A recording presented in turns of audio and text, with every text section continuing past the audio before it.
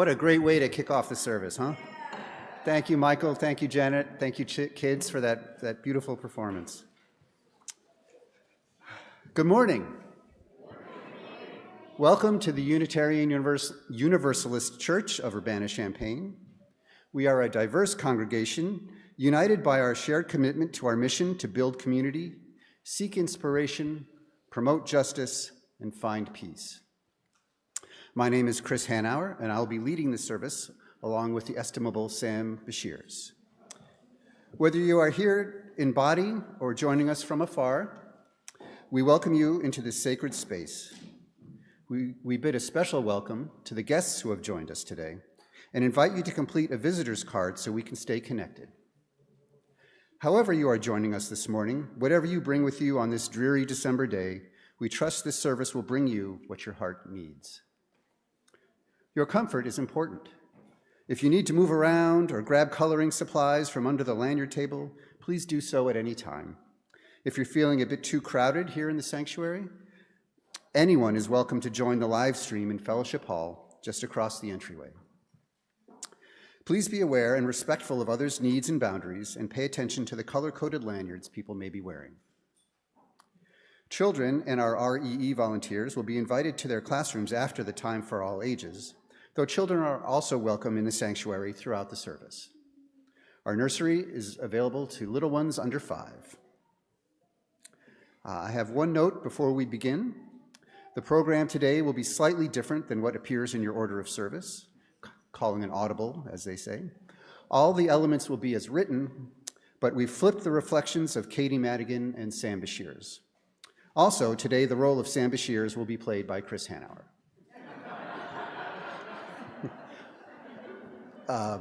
And if you are somehow, against all odds, still successful in your Whamageddon quest, have no fear, we will not be playing Last Christmas during this service. You will still be in the contest. We will now light our chalice, which represents the spark that lives in each of us and which connects us to all life. Please join in our unison chalice lighting. People, look east, the time is near of the crowning of the year. Make your house fair as you are able, trim the hearth and set the table. People, look east and sing today, love the guest is on the way. Thank you, Sam.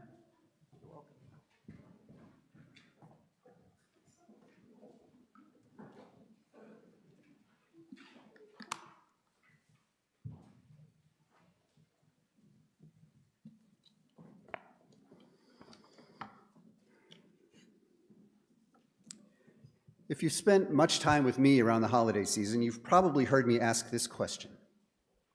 What are your top 3 Christmas or holiday songs?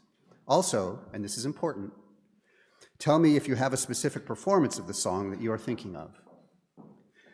Before we go any further, I realize that this is a meaningless question and that your favorite holiday music may vary from day to day or from hour to hour, depending on your mood or how many times you've heard Last Christmas today. The point of the question is not to start a debate about the relative merits of various holiday recordings, though that can be fun, but to try to gain some insight into the person I'm talking with. Last December, I was driving up to Chicago with an introverted work colleague, about 30 years my junior, whom I will call Dave. As we approached the city, I decided to drop this question on him, expecting to get a shrug and a mumbled, "Well, I don't know," in reply. To my surprise, he thought about it and came back with 3 songs. His top 3 at that moment were Leonard Cohen's Hallelujah by Pentatonics, Please Santa Please, also by Pentatonics, Santa Tell Me by Ariana Grande.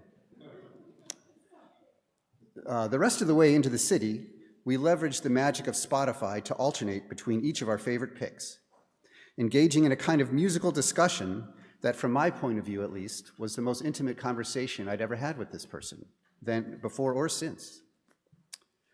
Now, growing up in the nominally Christian West, particularly in the United States, we are sort of forced to develop some kind of relationship with holiday music, since it so wholly takes over the culture for 2 months every year.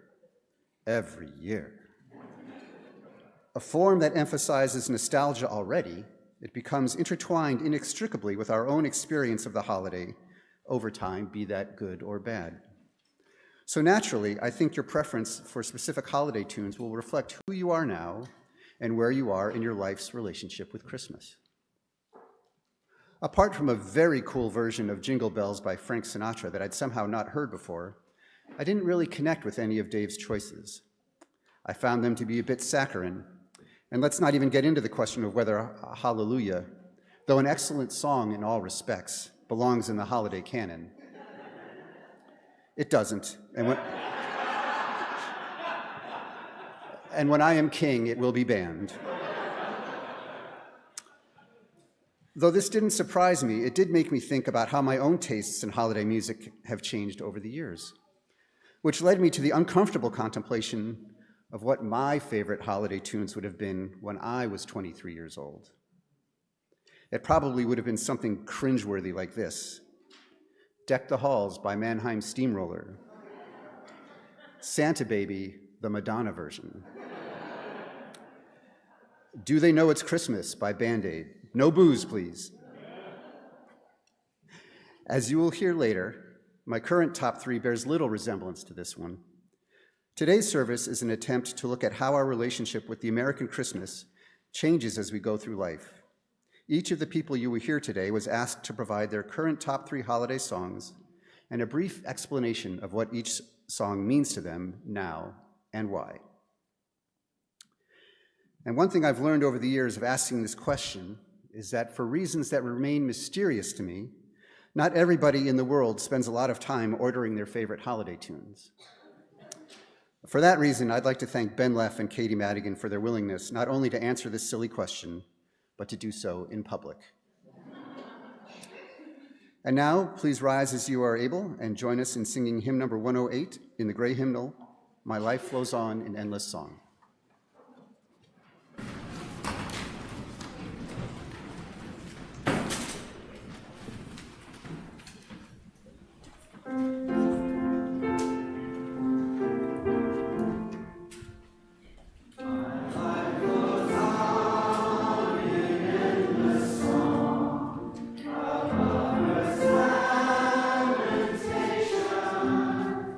I hear the real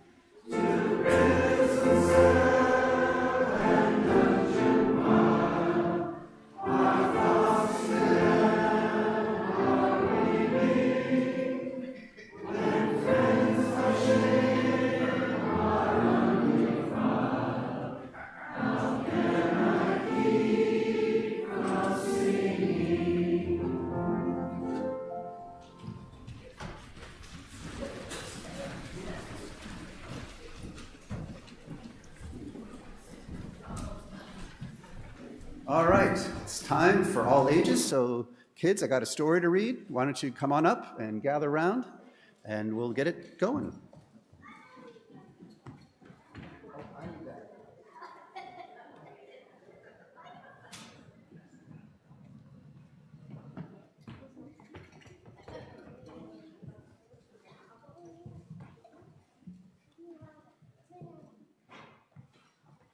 All right, am I on?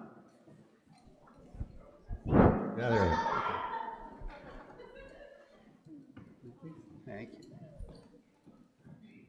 All right. So, what time of year is it? Christmas. Yes, that's right. Well, it is almost winter, but it is Christmas time. Do you have a favorite Christmas song? Yes. Yeah. What do you got? All right, you first. The chipmunk song. Ah, the Chipmunk song. Yes. All right. You got three. She's been listening. Okay. Okay. I like Jingle Bells. Jingle Bells. Carol of the Bells. That's my daughter's favorite. And the little courageous. And angels we have on high too because I like singing on. Ah, Angels We Have Heard on High. Good one. Yes. What are yours? My top three are angels we have heard on high. Angels. Yeah. This is not a Christmas song. Oh, okay. This is not a Christmas song. Yeah.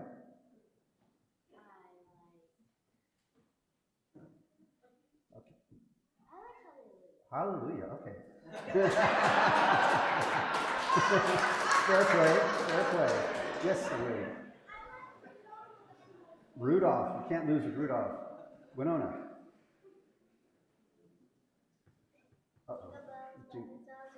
Yes, of course. The Jingle Bells Batman Smells version. Yes. One more. My top three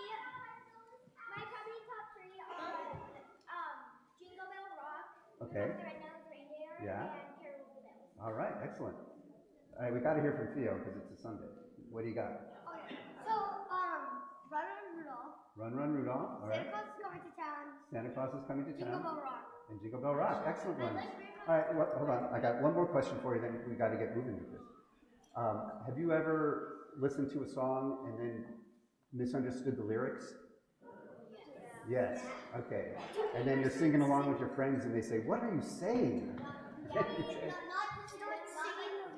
So. Mm-hmm. When I was younger, I would sing. I would sing. When we got to the ain't nobody tell me nothing. When I was young, I would say, ain't nobody tell me that. Okay, good. So this is a story called Olive, the Other Reindeer. Okay? It's about a dog named Olive who misunderstands the lyrics to a specific Christmas song. Okay?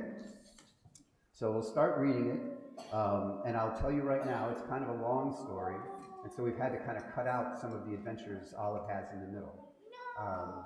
But that's okay. That's okay. I will be here after church if you want to come, and I'll read the whole thing to you. Or you can go to the library and get it. Okay. So we start. Every day, Olive took her daily dog walk, winter, spring, summer, or fall. Today was a winter's day. It was the holidays. There was music playing outdoors. People were singing along. Everyone together. All of the other reindeer. Olive was too shy to sing. She hummed. Back at her doghouse, Olive was wrapping presents and listening to the radio. She heard that same song again. All of the other reindeer. Olive, the other reindeer. Olive sang along. Olive, the reindeer, said Olive. I thought I was a dog. I must be a reindeer. It was the time of year when all the reindeer reported to the North Pole to help Santa Claus. Olive put down her scissors carefully and marched out the door. She took one bus and then two buses. It's on the Polar Express there. She got there just in time. Here's Santa going frantically through his list. Santa was checking his list for the second time. Elves were busy helping the reindeer and loading the sleigh with presents for all the good girls and boys. Everyone was getting ready to go. Olive took her place. Santa noticed that there was a little dog in the lineup. Santa knew a lot about dogs. For instance, they can't fly. But as it was time to go, he decided to give Olive a chance. Comet, the biggest reindeer, used a piece of extra ribbon to make sure Olive was tied in safe and tight. Now they were ready to go.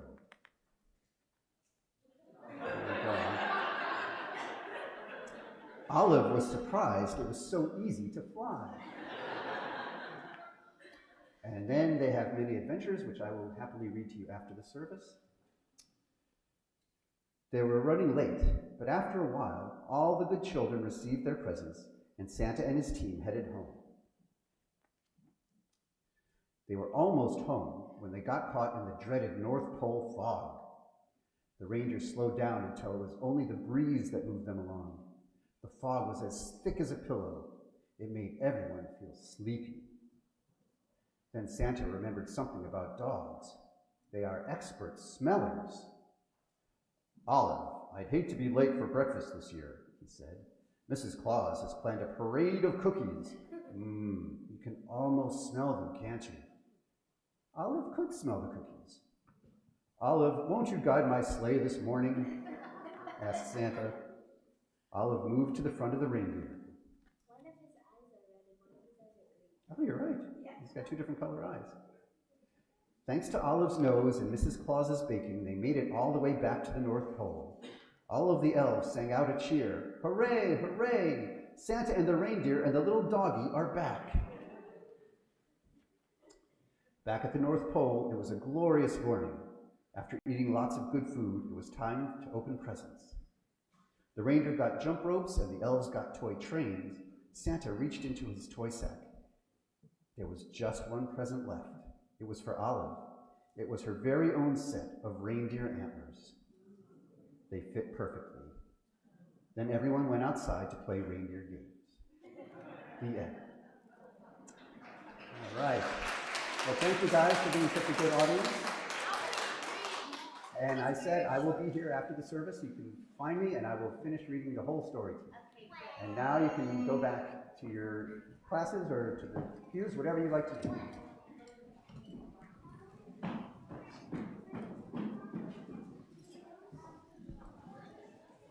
And now you will hear from Ben Leff.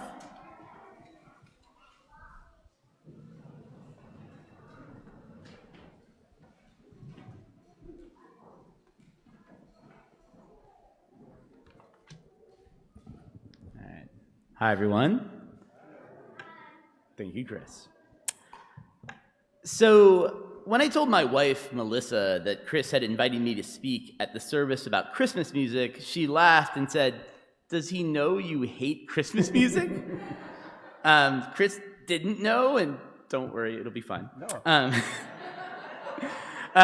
One thing Melissa learned fairly early in our relationship is I have a visceral dislike for a certain genre of Christmas music.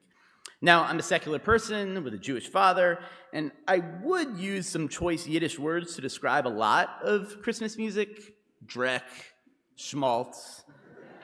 But honestly, the religious content is not the problem. Like, O Holy Night is a perfectly nice song. I wouldn't seek it out outside of a church, but it's pretty. No, the stuff that really grates at me is the mawkish, maudlin, saccharine, crooning stuff that got pumped out in the decade or so after World War II and has lived in infamy ever since. It accosts you as you enter stores, and it takes over sections of the radio dial in the last few months of every year. I won't name names, but I bet a lot of you know what I'm talking about.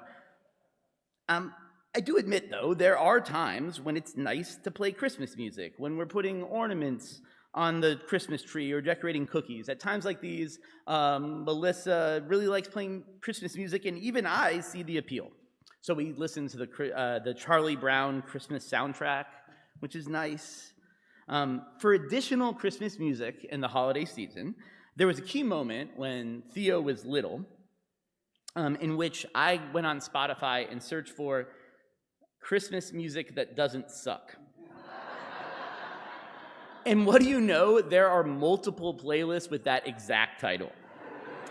And they're presumably curated by people just like me. The one I use is full of songs I really like. The Jackson 5 version of Santa Claus is Coming to Town, Run Rudolph Run by Chuck Berry, which I would put at number 3 on my list. There are a lot of excellent songs by the Crystals and Darlene Love and the Ronettes off that Phil Spector Christmas album. And I know Phil Spector, but it's like an amazing Christmas album. I would listen to Sleigh Ride, number 2, in April, right? I like the Ronettes, and that's an amazing song.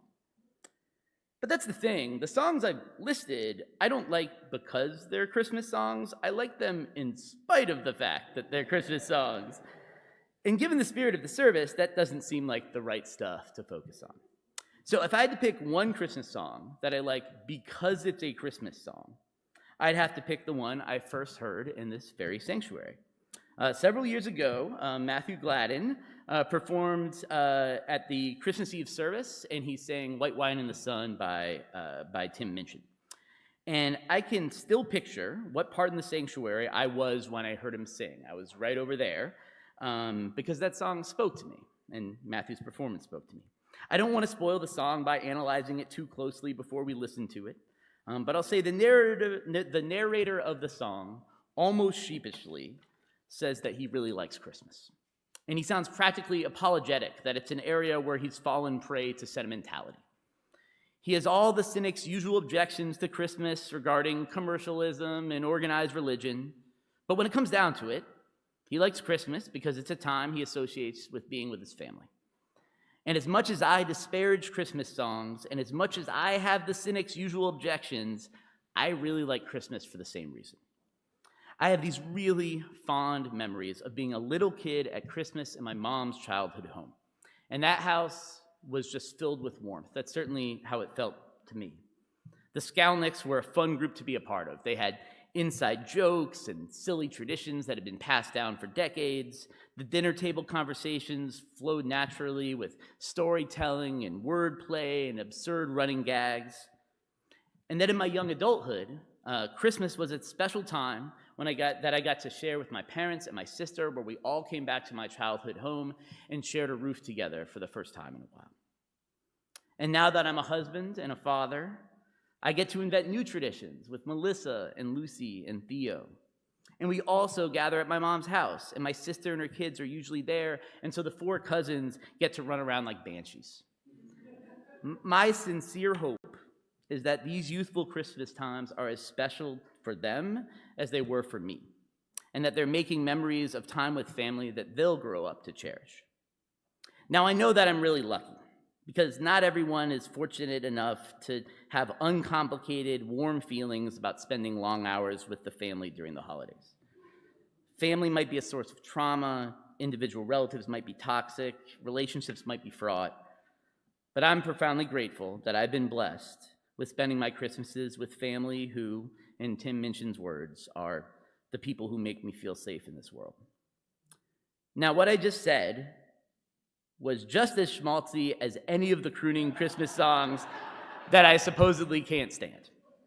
And I guess my appreciation for White Wine in the Sun is that it expresses sentimentality in a way that I can really relate to, in a way that gives me goosebumps rather than makes me gag. Now, I was planning to talk about White Wine in the Sun before I knew that Matthew Gladden was here singing the song. And so I get to say to you, Matt, thank you for introducing me to a Christmas song that not only doesn't suck, but I really like it. And it's meaningful to me that I'm able to share this gratitude to my family with them in the audience, and then have Matt here again to play this song for us. I'm kind of touched. It's sentimental, I know, but I quite like the song. Thank you.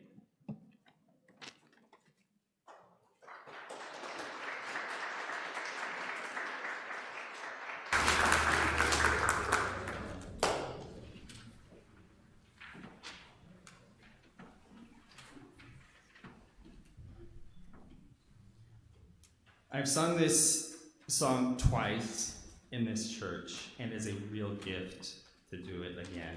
So thank you for the invitation. As Ben said, this was written by Tim Minchin, and he wrote it for his young daughter, Violet.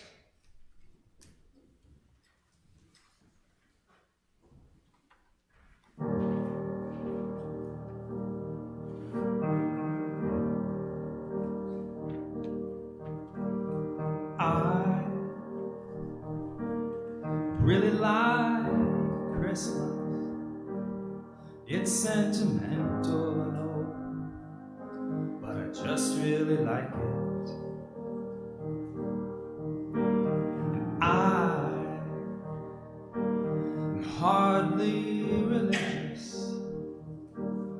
I'd rather break bread with Dawkins than Desmond to be honest. Yes, I have all of the usual objections to consumerism, to the commercialization of an ancient religion, to the westernization of a dead palace in the press gained into selling PlayStations and beer. But I still really like it. I'm looking forward to Christmas, though I'm not expecting a visit from Jesus. I'll be seeing my dad. My brothers and sisters, my grandma and mom, they'll be drinking white wine in the sun. I'll be seeing my dad. My brothers and sisters, my grandma and mom, they'll be drinking white wine in the sun.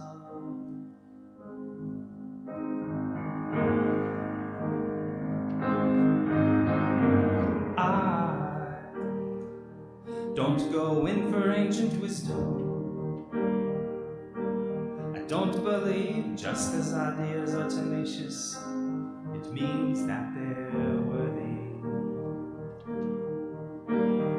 I get freaked out by churches. Some of the hymns that they sing have nice chords, the lyrics are dodgy. Yes, I have all of the usual objections to the miseducation of children who in tax-exempt institutions are taught to externalize blame and to feel ashamed and to judge things as plain right or wrong. But I still like the songs.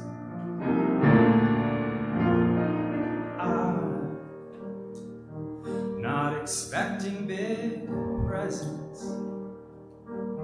The old combination of socks, jocks, and chocolates is just fine by me. 'Cause I'll be seeing my dad.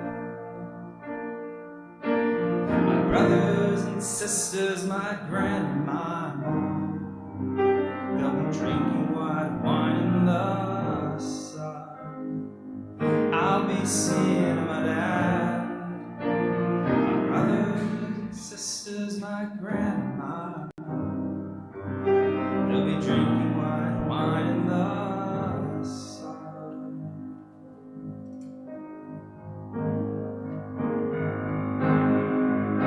And you, my baby girl, my jet-lagged infant daughter, you'll be handed around the room like a puppy out of primary school. You won't understand, but you will learn someday. That's wherever you are and whatever you face, these are the people who make you feel safe in this world. My sweet blue-eyed girl.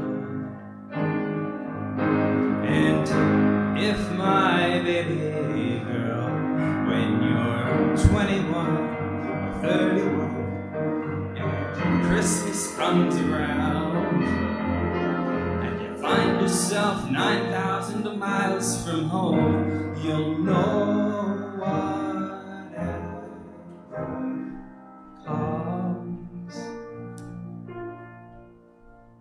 Brothers and sisters and me and your mom will be waiting for you in the sun whenever you come. Brothers and sisters, your aunts and your uncles, your grandparents, cousins, me and your mom will be waiting for you in the sun.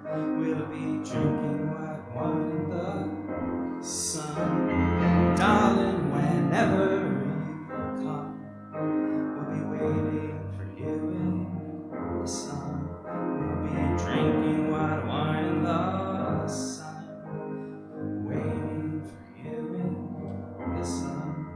We'll be waiting.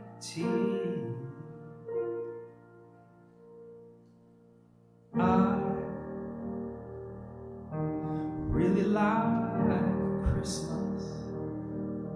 It's sentimental.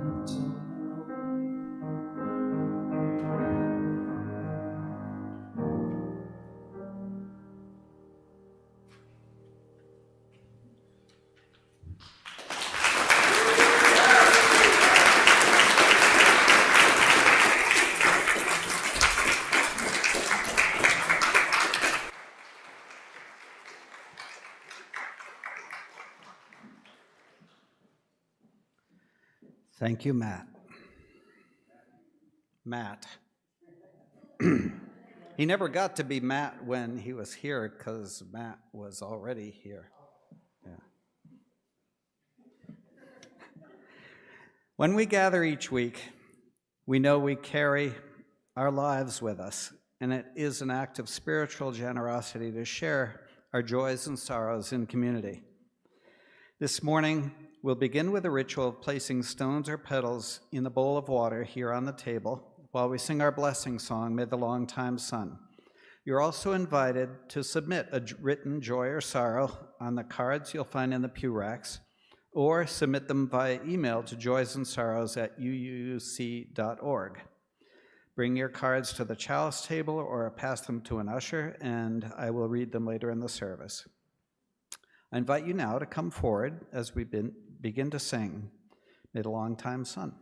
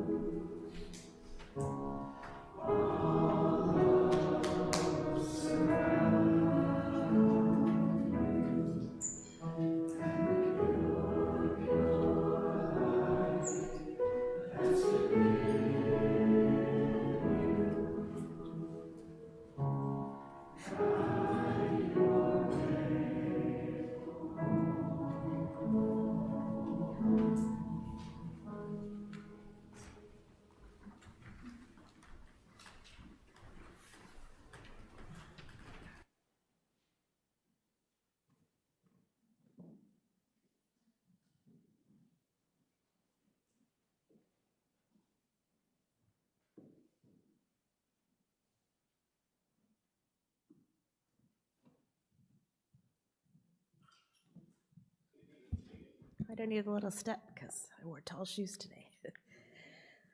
Okay. When Chris asked me to speak about my favorite holiday songs, I'll admit I was kind of hesitant at first. Not exactly the most prophetic or poetic speaker, but thank you, ChatGPT, for helping. But then I thought, what better way to celebrate the season than by reflecting on the music that fills it with so much meaning? So I actually, unlike Ben, really love the holidays, and I love Christmas music, much to Jared's dismay, probably. If he let me, I'd probably start listening to it the day after Halloween. Every year, I hunt down the local radio station that plays Christmas music 24/7, and that's my soundtrack throughout the season. I do enjoy a wide variety of holiday tunes. There's one song that I cannot get behind, and that is The Little Drummer Boy, so sorry if you like that one. So I grew up at Roselle United Methodist Church in Roselle, Illinois, where my mom still attends. So this church wasn't a place we went to only on Sundays. It was woven into every part of my childhood. I spent countless hours there in children's choir, Sunday school, vacation Bible school, and youth group. The community shaped my faith, my values, and my understanding of love and grace. The holiday season at Roselle UMC was always something special. We had Christmas potlucks, we sang songs, we made crafts, we decorated the sanctuary Christmas tree. But what I looked forward to the most was the candlelight service on Christmas Eve. Every year, my friend Natalie's dad, Donald Mazza, would sing O Holy Night. He was a big man with an even bigger voice, a deep, rich bass that resonated through the church. His rendition of that song remains my favorite to this day. I don't connect as much with the lyrics anymore. That's a whole nother topic. But the feeling I get when I hear it takes me back to that sanctuary, the glow of candles, and the beauty of a cold, clear winter night. Mr. Mazza passed away suddenly in 2002, a tragic loss for my mom's church family.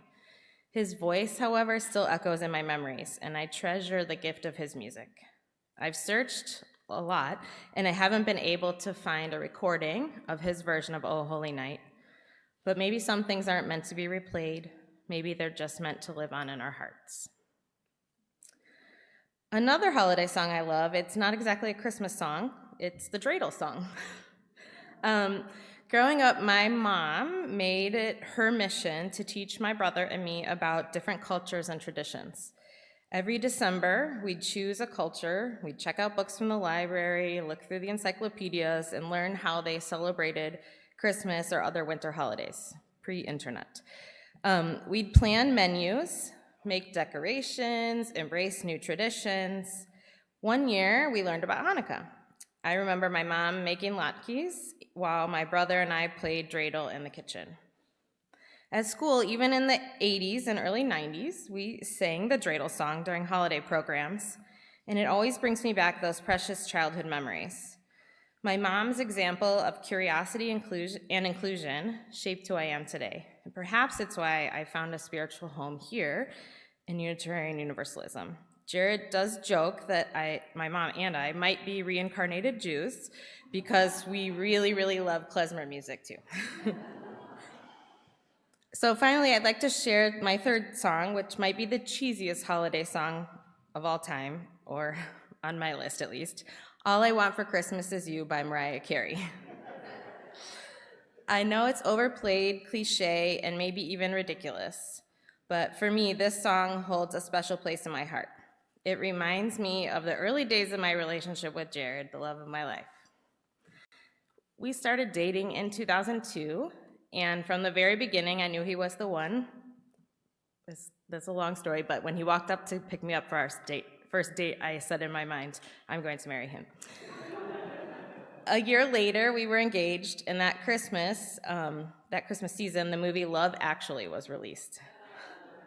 It quickly became one of our movies. I can still picture us on the couch in our first apartment with our little Christmas tree in our first house, watching that film together. When I hear Mariah Carey's voice, I don't just hear a song, I hear the joy of young love, the warmth of shared memories, and the truth that love is all around us.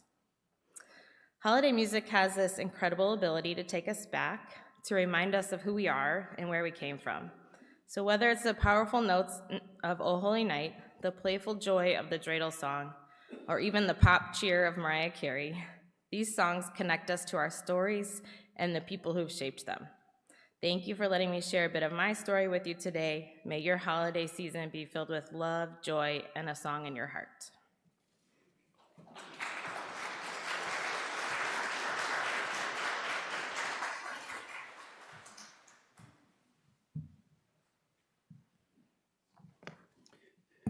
Thank you, Katie.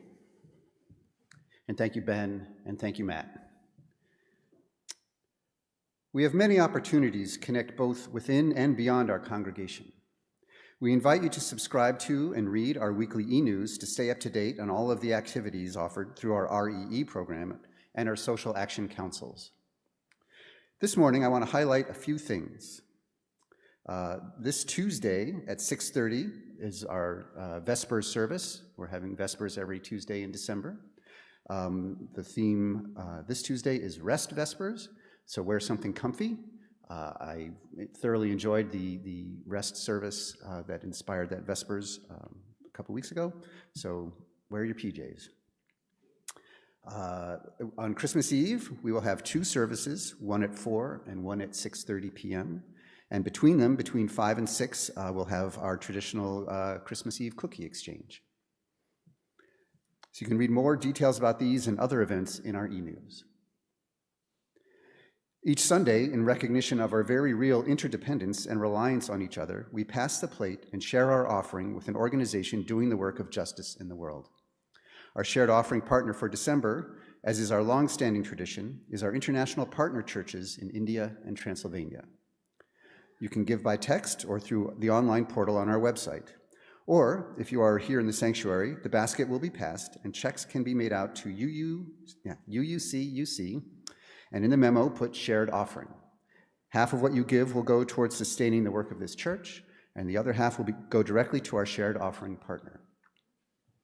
We invite you to give whatever is generous for you. This is also the time to submit a written joy or sorrow. And one note, our offertory music today is the Christmas classic, Have Yourself a Merry Little Christmas, but it is also a very specific version of that song, about which more later. Suffice to say that Sam will find himself singing with a dog this morning.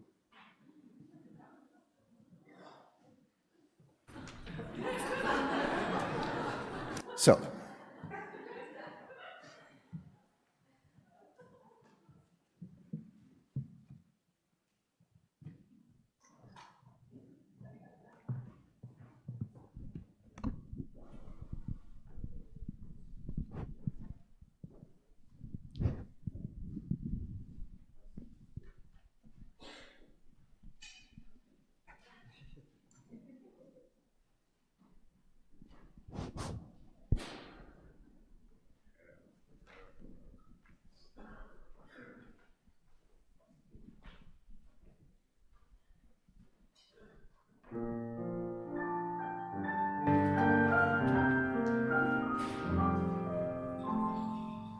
Have yourself a merry little Christmas.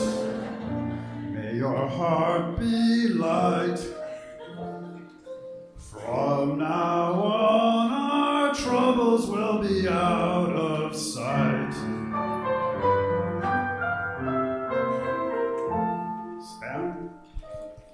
Have yourself a merry little Christmas, and make the Yuletide gay. From now on, our troubles will be miles away. Here we are as in olden days, happy golden days of yore. Faithful friends who are dear to us, gather near to us once more. That's nice. the years we all will be together, if the fates allow. Hang a shining star upon the highest bough,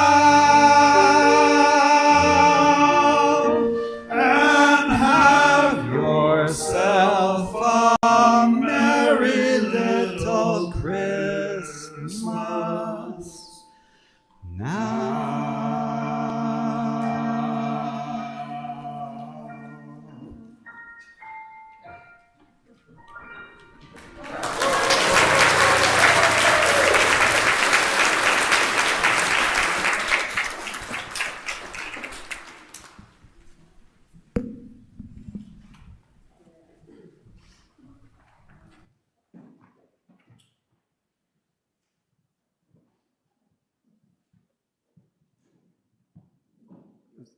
I think I'm up. Problem with audibles. Okay, now it's time to get serious. All right. Our generosity comes in many forms, and we're grateful for all the ways we each give to this community. So thank you for your contributions. We'll now make space for our spiritual generosity and share our joys and sorrows. If you still have a card to pass forward, please do so now. Okay. I have a sorrow from Barbara Hudgings. Please share your support with my former colleague and great friend who is recovering from major heart surgery.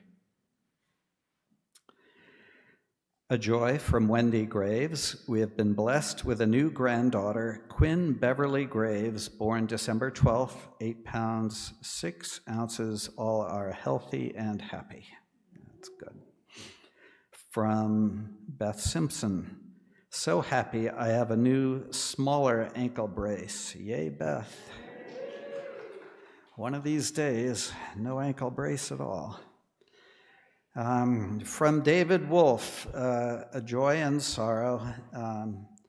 So much love and so many levels of safety in our world, and yet many never feel safe.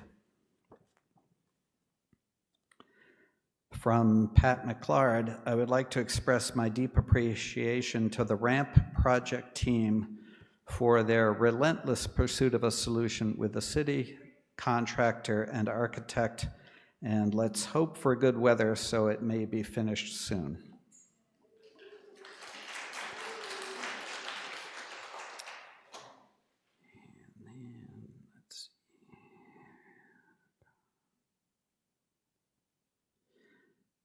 From Charles Walworth, a joy. I finished my first semester of my Master of Public Health and secured an internship for next spring and summer with Champaign-Urbana Public Health District. Great place to work. I will be working in their Give Back Garden to grow produce for people in need and helping with food assistance programs like the mobile market and farms to schools. Thank you, Charles.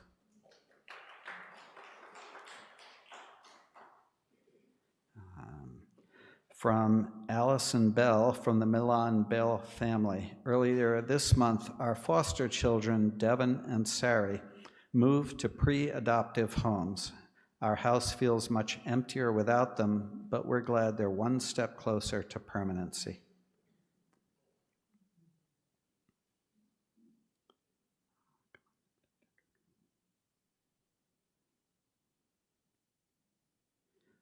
From Adelaide Amy, a joy. Today is my birthday, and although a broken toe prevents me from joining the service today in person, I will be there in spirit. So glad to share this beloved community and want all of you to know that I'm still loving being your treasurer. Bring on more spreadsheets. Okay. Adelaide, you go. And from Frankie Rowland, a joy. I got braces last week, and a sorrow. I got braces last week, and I miss popcorn already.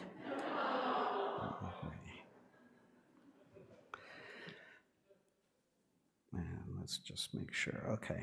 And for all that we've shared aloud today and all we carry silently in our hearts, thank you very much. And let's move on to Chris.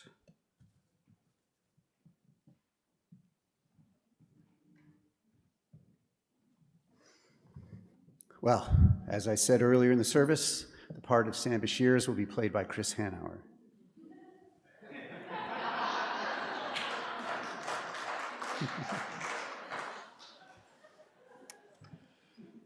To start out, I need to establish some facts. Though it was not without its challenges, I had a solidly good childhood. Economically stable in a nice suburb, loving extended family not too far away, observant of the secular versions of Christian holidays.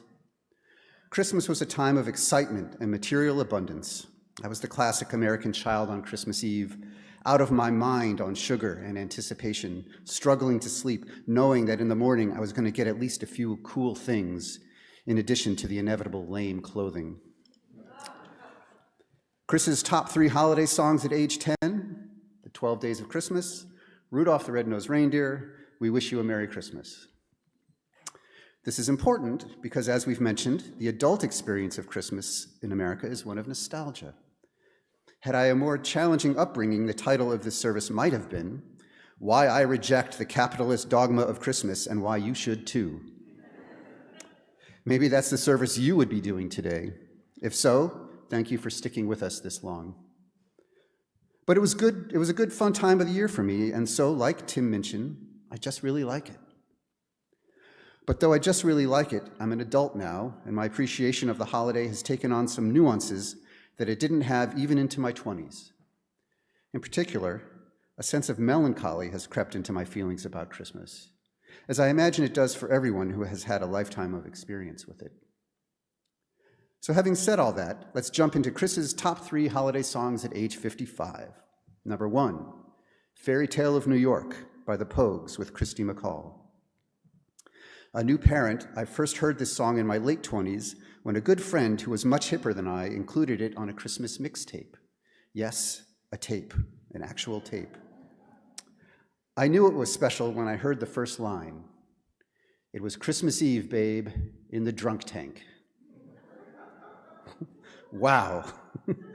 What followed was one of the bleakest songs I'd ever heard, yet one whose upbeat tempo and happy-sounding accordion and fiddle belied its subject matter. The song tells the story of a down-on-their-luck couple and a magical night they spend in New York, followed by the inevitable and vicious breakdown of their relationship. I remember realizing that what I liked about the song was its bleakness, sadness, and vulgarity. All the things that a Christmas song isn't supposed to be, and yet I loved it immediately. In fact, it became the inspiration for a series of Chris's slightly twisted Christmas mix CDs that I made in subsequent years. Something was changing in me, it would seem.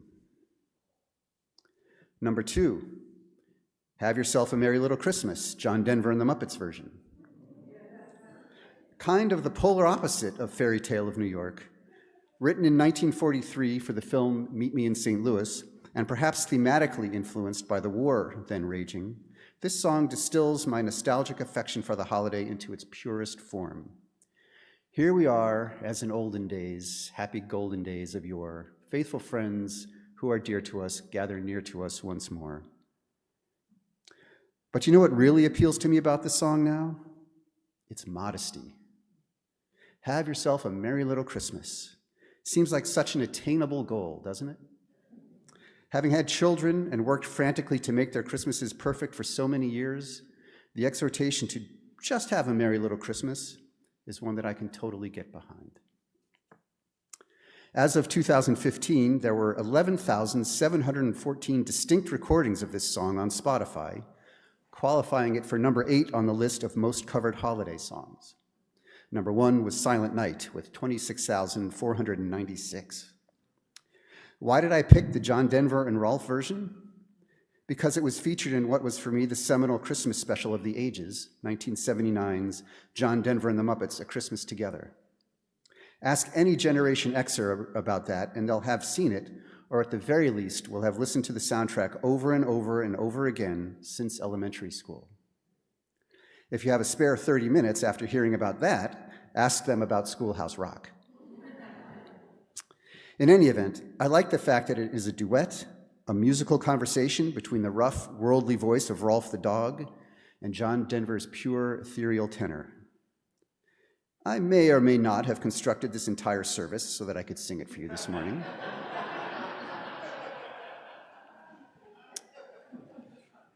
And number 3, 8 Days of Hanukkah by Sharon Jones and the Dap Kings.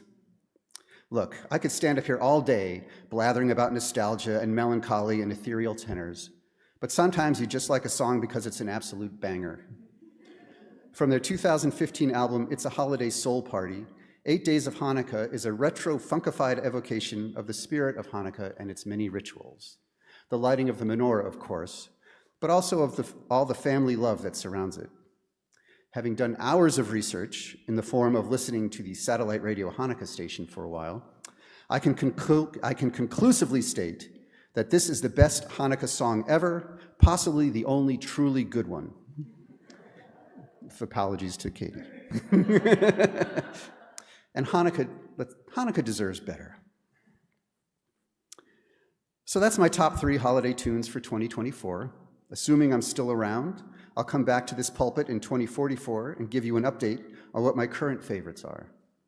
I have no idea what they'll be, but I know they'll be different than these. As we approach the climax of the Christmas season this week, may we be aware that our experience of this time of year is not a fixed thing, that like us, it continues to evolve, and while never free of the past, need not be trapped in it. Please rise as you are able and join us in our closing hymn, number 29, Joyful, Joyful, We Adore Thee. And kudos to anyone who can tell me the reason this hymn is particularly appropriate for a service about Christmas.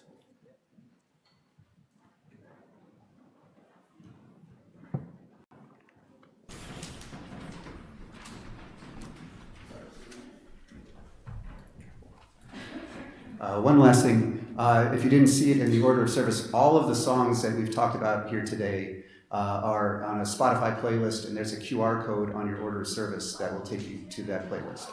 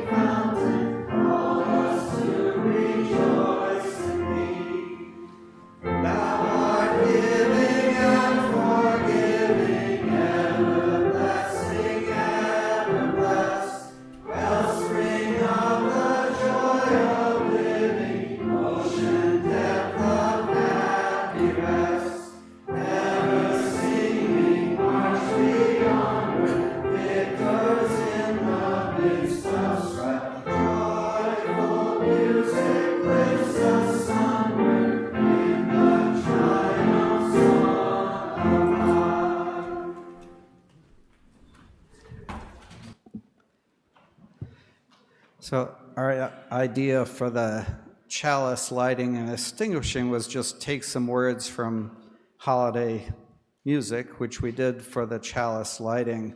I got to the extinguishing and deck the halls. And what the hell, I can't pick only 1 or 2 sentences out of this. Let's just do the whole thing. So, chalice extinguishing, please rise or sit or whatever you like, and let's sing Deck the Halls.